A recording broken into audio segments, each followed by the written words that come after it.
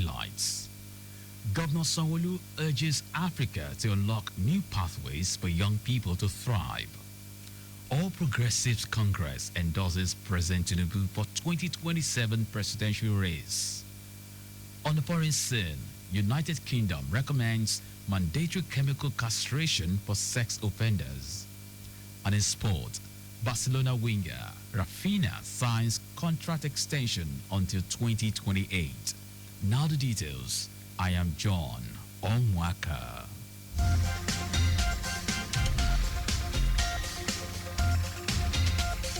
Lagos State Governor Babajide Sanwo-Olu has urged Africans to unlock new pathways for young people to thrive by reforming higher education to make it more entrepreneurial and relevant to the rapidly evolving realities of the 21st century. Governor Sanwo-Olu said this while delivering his keynote address at the official launch of the Center for African Social and Economic Transformation, CASET, at the University of the West of England, Bristol. The governor said taking an audacious move would drive entrepreneurship as a tool for economic empowerment and position Africa as a global leader in innovation, sustainability, and inclusive growth. He said CASET stands as a beacon of bold and bright promise, and with collective effort, its impacts will be felt across Africa and beyond, promising that Lagos State will be a willing and committed partner. Governor Sanwo-Olu therefore called on all academics, policymakers, business leaders, development partners, and friends of Africa to see CASET as a timely rally point and a platform where stakeholders can join hands to turn ideas into action and action into lasting transformation. He commended the visionary leadership of the University of the West of England, led by Professor Stephen West, the founding director of the center, Professor Pascal Anosike, and all partners whose hard work has brought the noble idea to life.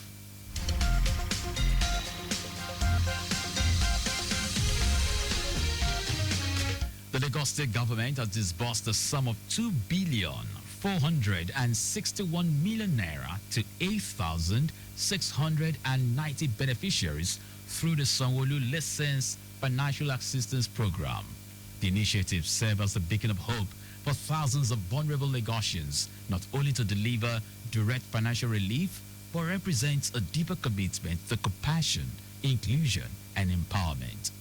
Special Advisor to the Governor on Political and Legislative and Civic Engagement, Tajuddin Apolabi, who stated this at the ongoing ministerial press briefing at Lausa, said through key initiatives like this Snacks for Thought, Lagos State School Feeding Program, 11,965 pupils in 33 schools benefited. According to Apolabi, till date, 6,000 beneficiaries have been supported through the Eco Cares program to build sustainable source of income, fostering economic stability and resilience, while 428,384 people have engaged in government for feedback through the Lagos Citizens Gate app, with 100 MDAs onboarded. As an office, we remain steadfast in our mission to foster a politically aware, civically responsible, and harmonious society. This briefing reaffirms our commitment to inclusive governance, strengthening civic participation, and ensuring that government initiatives align with the needs of Lagos residents. Other initiatives include the Ideal Child, a girl-boy child for 6,000 pupils, provision of 100 hand-washing stations, reaching 205,000 residents across various local government areas and local council development areas, while the office also received 270 petitions and protests. Our correspondent Adiola Kindele quotes the special advisor as saying that another 1.6 billion naira has been earmarked for hundreds of beneficiaries for the 2025 edition of Sanwo-Olu Cares Initiative.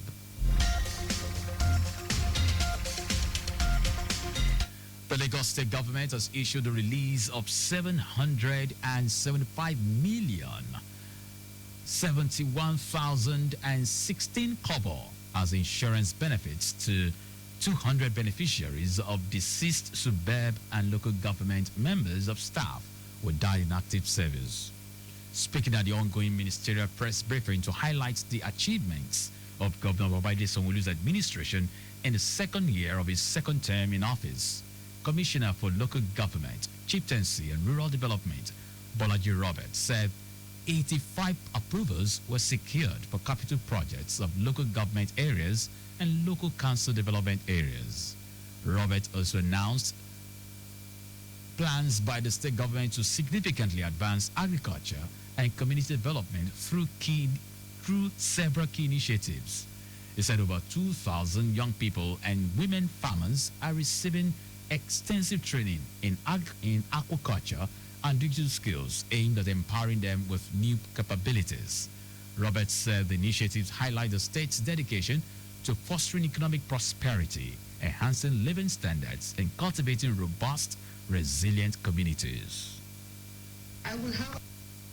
You will agree with me that our communities across the state have continued to witness remarkable changes that reflect greater development through the various initiatives program and infrastructural development as highlighted above. We will not rest on our oars in ensuring that accelerated development is spread across our communities, which is the commitment and desire of our people, focused and resourceful governor. On rural development, the commissioner said the ministry provided 80 water and sanitation projects, while it also issued 61 approval letters of state recognition to traditional rulers in the state. Our correspondent Adiola Kinde reports that the commissioner reiterated the Babajide Sanwo-Olu's administration to zero communal clashes in the state. Hence, constant engagement of members and leaders of communities to ensure peaceful coexistence among residents. The National Association of Judiciary Correspondents, the NAJOC Lagos branch, has advocated the creation of specialized media units within Nigeria's court system to function as official sources for delivering precise, legally accurate, and ethically sound information to the public. The association made a call at its 16th annual lecture with a theme, Judicial Reform, Strengthening the Administration of Justice in Nigeria through Technology, International Best Practices, Media, and Public Feedback. In his welcome address, NAJOC Lagos Chairman Olugbenga Sholeye highlighted the association's commitment to bridging the gap between the judiciary and the public through advocacy, transparency, and enlightening reporting.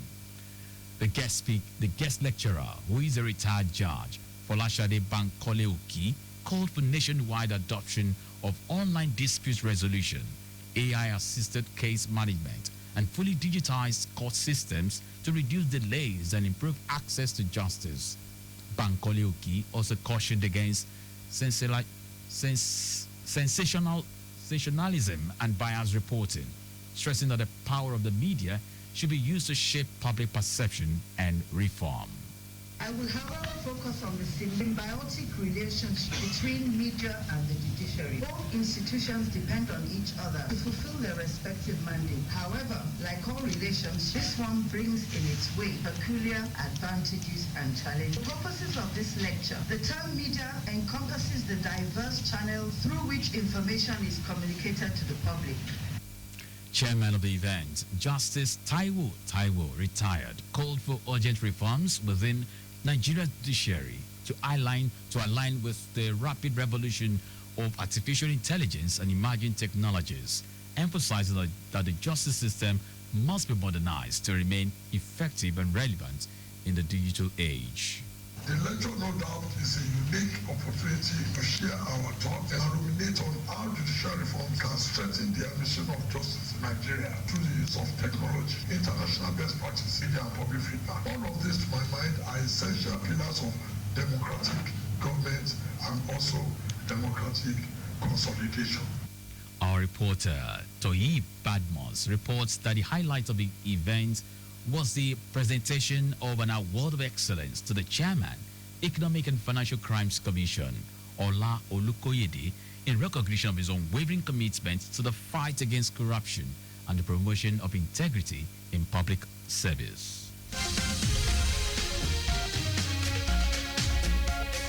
And now to the rest of the stories. The All Progressives Congress, APC, has endorsed President Bola Tinubu as its flag bearer in the 2027 presidential elections. The party's national chairman, Abdullahi Gangjude, announced this on behalf of the National Working Committee at its national summit held in Abuja. The endorsement came hours after APC governors and lawmakers cast a vote of confidence on the president and endorsed him for a second term. In a similar development, leaders of both the Senate and the House of Representatives have expressed their full support for President Bola Tinubu's second term, stating that the country is currently on a path of growth and progress. President of the Senate, Godswill Akpabio, moved the motion and was joined by the Speaker of the House of Representatives, Tajuddin Abbas, Deputy Senate President, Barau Jibrin, and Deputy Speaker, Benjamin Kalu, among others.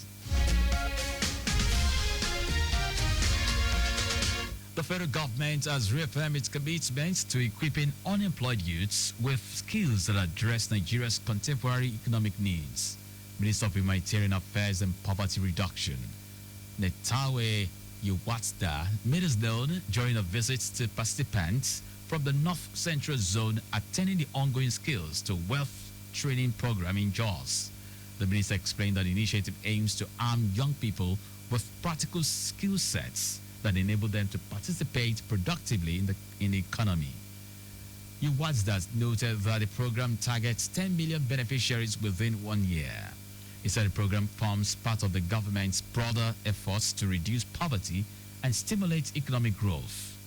Yuwatda encouraged participants to establish cooperatives and leverage government initiatives like the Government Enterprise Empowerment Program, GEEP, which provides zero-interest loans to enterprises.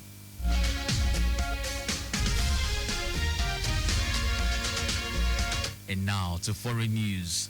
Britain is exploring whether to mandate chemical castration for some sex offenders in a bid to reduce reoffending and ease pressure on overcrowded prisons. According to the Justice Secretary, Sabana Mahmood, the proposal would build on a pilot scheme launched in 2022 in prisons in southwest England, where libido-suppressing medication is offered on a voluntary basis. An independent review led by former Justice Secretary David Gauk forecast a shortfall of over 8,000 prison places by early 2028.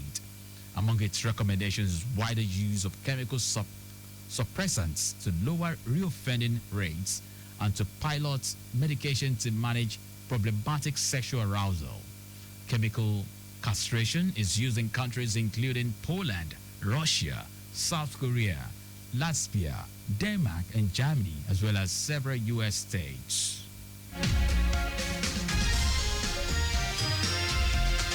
In our sports, Barcelona winger Rafinha has assigned a contract extension until 2028 after a spectacular season. The Brazilian, whose previous deal was set to expire in 2027, was vital as Barcelona won a domestic treble of La Liga, the Copa del Rey, and the Spanish Super Cup. Rafinha, a candidate to win the Ballon d'Or, has scored 34 goals and provided 25 assists in 56 matches across all competitions. The 28-year-old is a joint top goal scorer in the Champions League with 13 goals, but Barcelona were knocked out in a thrilling semi-final tie against Inter Milan. He netted a hat-trick in Barca's group stage win over Bayern Munich and a brace in the recent Clasico win over Real Madrid, which took Barca to the verge of their La Liga conquest. Rafinha arrived in 2022 from Leeds United for around £55 million and helped Barcelona win La Liga in its first season. And that's our news at 9. But just before we go, always stop for pedestrians at zebra crossing. You can follow us and like all our various social media platforms. X at Traffic Radio 961. Facebook, Lagos Traffic Radio 96.1 FM. Instagram, Lagos Traffic Radio 961. Subscribe and watch our news and programs live on YouTube at Traffic Radio 961. You can also visit our website www.trafficradio961.ng. Did you know that under the Sanwo-Olu administration, 250 women trained under an empowerment workshop on intercrop of maize and cassava with demonstration plots for practical knowledge? You can get more details on the Lagos State Government website. To end the news, here are the highlights of the major stories. Lagos State Governor Babajide Sanwo-Olu has urged Africans to unlock new pathways for young people to thrive by reforming higher education to make it more entrepreneurial and relevant to the rapidly evolving realities of the 21st century. The All Progressive Congress, APC, has endorsed President Bola Tinubu as its flag bearer in the 2027 presidential elections. We also told you that Britain is exploring whether to mandate chemical castration for some sex offenders in a bid to reduce reoffending and ease pressure on overcrowded prisons.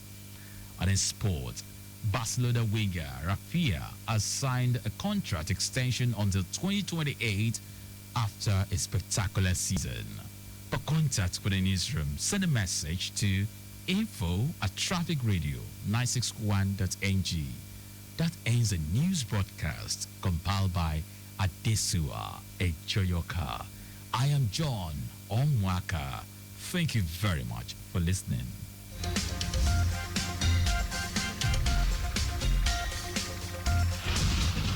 Don't you think